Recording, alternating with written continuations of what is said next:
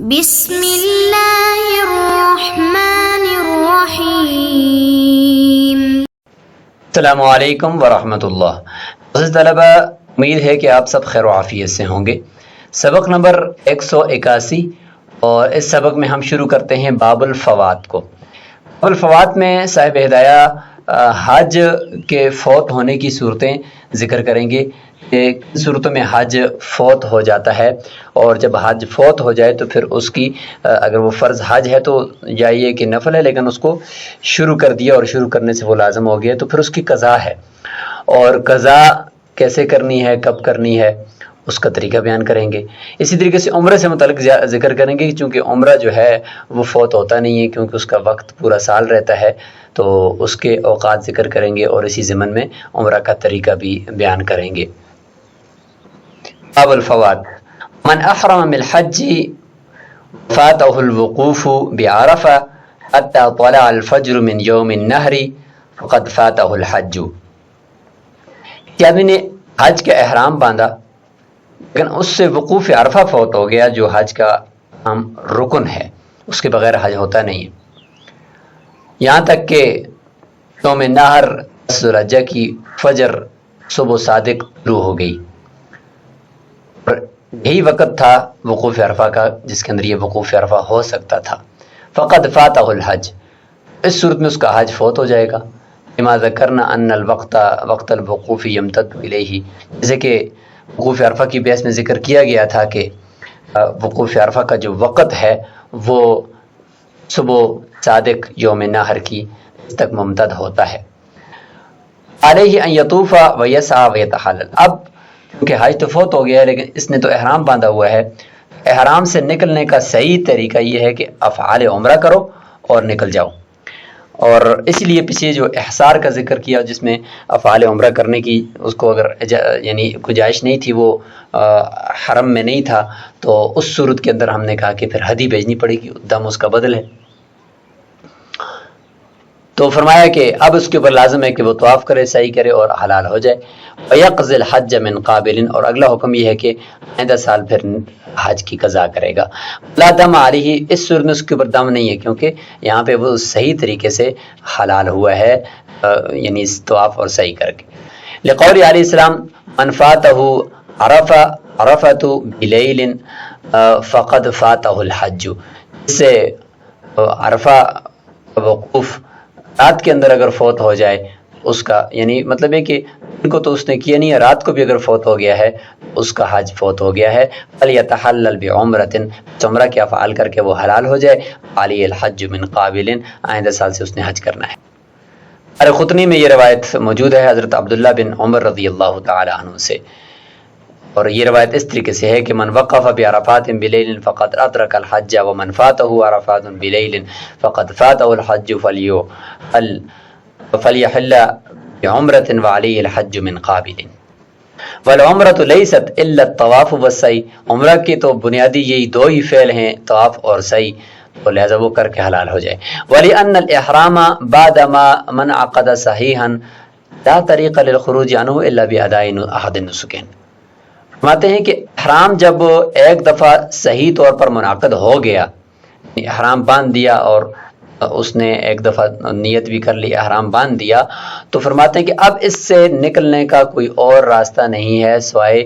عمرہ یا حج میں سے کسی ایک نسک کو ادا کرنے کے ساتھ۔ صرف ان میں سے کوئی ایک ادا کرے گا تو تب احرام سے نکلے گا، ورنہ نہیں نکلے گا، یا تو دم دے کر نکلے گا یا یہ ہے کہ ان دو میں سے کوئی ایک نسک، لہذا عمرہ کو ہم نے لازم کر دیا۔ کما فی الاحرام المبہم، جیسے کہ مبہم احرام باندھ دیا، کوئی بھی نیت نہیں کی لیکن ویسے ہی اس نے احرام باندھ دیا، حج اور عمرے کو متعین نہیں کیا، تو اس صورت میں بھی جب تک ان دو نسخوں میں سے کوئی ایک ادا نہیں کرے گا اس وقت تک اس سے نہیں نکل سکتا۔ اچھا، ہاؤنا عجز عن الحج، اب یہاں پر حج تو وہ کر کے نکل نہیں سکتا احرام سے، حج سے عجز آ گیا ہے کہ وہ فوت ہو گیا ہے۔ تتعین علیہ العمرہ، عمرہ اس کے اوپر تعین ہو گیا ہے۔ ولا دم علیہ، دم اس کے اوپر یہاں پر لازم نہیں ہے، لأن التحلل وقع بافعال العمرہ، کیونکہ تحلل یعنی حلال ہونا یہاں پہ عمرہ کے افعال کی وجہ سے واقع ہو گیا ہے۔ تو فکانت فی حق فائت الحج منزلۃ الدم فی حق المحصر، یہ عمرہ حج کو فوت کرنے والے کے حق میں یہ منزلہ دم کے ہے اس طریقے سے محصر کے حق میں دم ہے۔ تو محصر شخص کے حق میں جس طرح دم ہے، اور وہ دم جب بھیجتا ہے ہدی کے طور پر، وہ ہدی حرم کے اندر جب اس کو ذبح کیا جاتا ہے تو اس وقت وہ حلال ہو جاتا ہے۔ تو اسی طریقے سے اسی مرتبے میں یہ فوت شدہ حج جو ہو گیا ہے، اور حج کو فوت کرنے والا شخص جو ہے، اس کے حق میں یہ عمرہ ہے اس کے مقابلے میں۔ العمرۃ لا تفوت، یہ کچھ عمرہ سے متعلق اس کا وقت بتائیں گے اور اس کا پھر طریقہ بتائیں گے۔ تو فرماتے ہیں کہ والعمرۃ لا تفوت، عمرہ تو فوت ہوتا نہیں ہے، یہ جائزۃ فی جمیع السنہ، عمر پورا سال جائز ہے اس کا کرنا، الا خمسۃ ایام، سوائے 5 دنوں کے، یکرہ فیہا فعلھا وہی یوم عرفہ، فرماتے ہیں اس کے اندر اس عمرے کا کرنا مکروہ ہے، اور وہی یوم عرفہ، فرماتے ہیں کہ وہ یوم عرفہ ہے ایک دن، وہ یوم النحر اور ذی الحجہ، وہ ایام التشریق، اور اس کے بعد بقیہ 11، 12 اور 13 ذی الحجہ تک ایام تشریق، ان 5 دنوں کے اندر نہیں کر سکتے،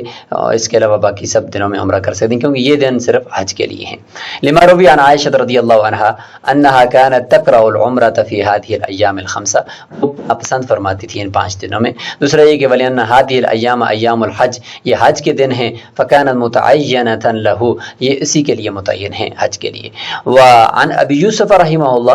امام ابو یوسف رحمہ اللہ فرماتے ہیں کہ انہا لا تکرہ فی یوم عرفۃ قبل الزوال، عرفہ کے دن 9 ذی الحجہ، عرفہ کے دن زوال سے پہلے پہلے عمرہ کرنا مکروہ نہیں ہے۔ وجہ یہ ذکر کرتے ہیں کہ لأن دخول وقت رکن الحج بعد الزوال قبلہ، کہ جو حج کا رکن ہے وقوف عرفہ، وہ اس کا وقت زوال کے بعد شروع ہوتا ہے، زوال سے پہلے کوئی ایک نسک ایسا نہیں ہے کہ جس کا کوئی کرنا وہاں پہ لازم ہو، جب نہیں ہے تو لہذا وہ وقت فارغ ہے، اس میں عمرہ کیا جا سکتا ہے۔ لیکن والاظہر من المذہب ادا کرنا ہو، یعنی ظاہر و روایہ جو احناف کی ہے، جس کے اوپر فتویٰ ہے، وہ یہی ہے کہ ان 5 دنوں کے اندر عمرہ نہیں ہو سکتا۔ ولیکن مع ھذا لو اداها فی هذه الایام صح، اگر باوجود اس کے، یعنی منہی کے باوجود، منع کرنے کے باوجود، اگر اس نے ان 5 دنوں میں سے کسی ایک دن میں عمرہ ادا کر ہی دیا درست ہو جائے گا۔ یبقى محرما بها، وہ فرماتے ہیں کہ وہ عمرے کی وجہ سے وہ احرام کا باقی رہے گا فیہا، ان ایام کے اندر۔ لأن الکراہۃ لغیرہا، کیونکہ یہاں پر جو کراہت ہے وہ غیر کی وجہ سے ہے، خود نفس عمرہ کرنے کی ممانعت جو اس 5 دنوں میں ہے، تو ان 5 دنوں کے اندر کوئی خرابی نہیں ہے، بلکہ غیر کی وجہ سے اس کے اندر نہیں آئی ہے، اور وہ غیر کیا ہے؟ وہ تعظیم امر الحج، حج کے معاملے کی تعظیم کرنا ہے، و تخلیص وقت ہی لہو، سارا وقت اس کے لیے خالص کرنا ہے، تو اس وجہ سے منع کیا گیا تھا۔ اگر کسی نے ان دنوں میں کر دیا اس منع کے باوجود، گناہ تو ہوا لیکن عمرہ اس کا درست ہو گیا، فیصح الشروع، بس شروع کرنا اس کا یہاں پہ درست ہے۔ اب عمرہ کا حکم ذکر فرما رہے ہیں کہ عمرہ کا حکم کیا ہے، تو فرماتے بل عمرۃ سنۃ، عمرہ احناف کے نزدیک سنت ہے۔ امام شافعی رحمہ اللہ فرماتے ہیں فریضۃ، عمرہ فرض ہے۔ دلیل ان کی رسول اللہ صلی اللہ علیہ وسلم کا فرمان العمرۃ فریضۃ فریض فرض کا فریضۃ الحج، عمرہ بھی اسی طرح کا فریضہ ہے جس طریقے سے حج کا فریضہ ہے۔ احناف فرماتے ہیں کہ اللہ کے نبی نے یہ بھی فرمایا ہے کہ الحج فریضۃ والعمرۃ تطوع، کہ حج فرض ہے اور عمرہ تطوع ہے، یعنی فرض نہیں ہے، سنت یا نفل ہے۔ مستدرک حاکم میں زید بن ثابت رضی اللہ عنہ سے موجود ہے، آپ صلی اللہ علیہ وسلم نے فرمایا ان الحج والعمرۃ فریضتان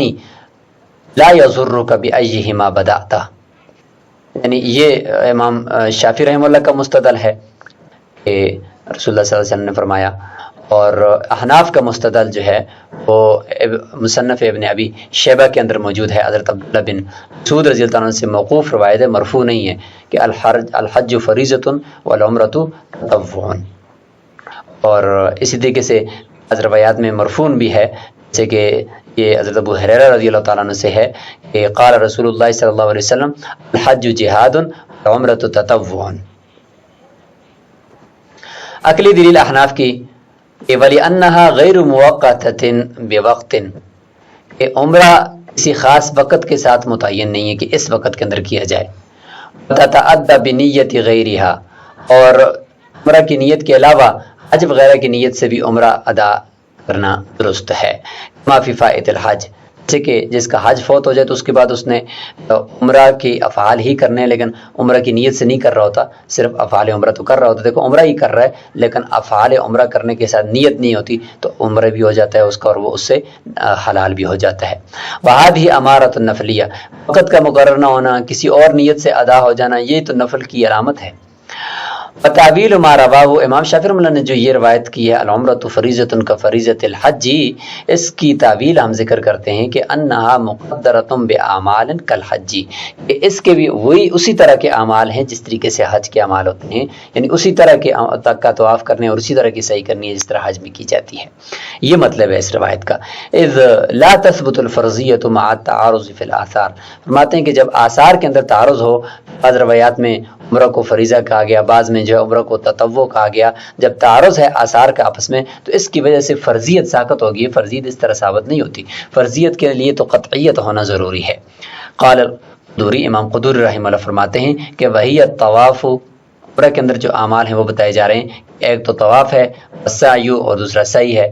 اور بس یہی اس کے دو بنیادی ہیں، اور اس کے بعد حلال ہونے کے لیے حلقہ کیا جاتا ہے یا قصر کیا جاتا ہے. وقت ذکرناہ فی باب التمتع، باب تمتع کے اندر بھی ہم نے اس کو ذکر کیا کہ عمرہ کس طریقے سے کیا جاتا ہے. واللہ اعلم بالصواب.